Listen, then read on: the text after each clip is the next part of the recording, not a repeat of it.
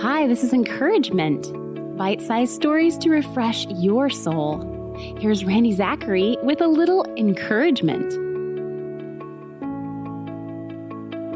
A businessman was on a trip, and he had the middle seat. On his left was a woman his age, and on his right was a little girl who was coloring her coloring book.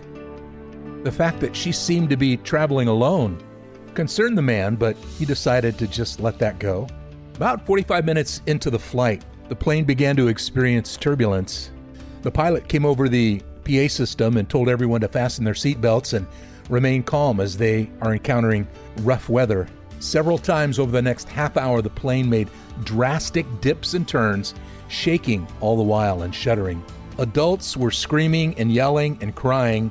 The woman next to him was praying. The man himself was sweating and clenching his seat as tightly as he could.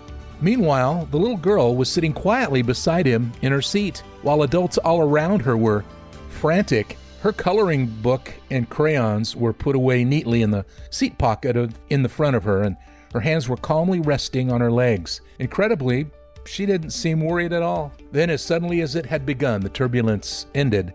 The pilot came on a few minutes later to apologize for the bumpy ride and announced they would be landing soon. As the plane began its descent, the man said to the little girl, "You are just a little girl, but I have never met a braver person in all my life. Tell me, how is it that you remain so calm while all of us adults were so afraid?" Looking him in the eyes, the little girl said, "My father's the pilot, and he's taking me home."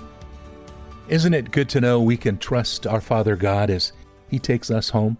John 18:36 says, Jesus answered, "My kingdom is not of this world."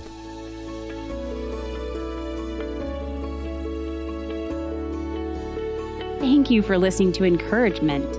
If you've been refreshed, don't forget to subscribe, leave a review, and share a little encouragement with someone you love.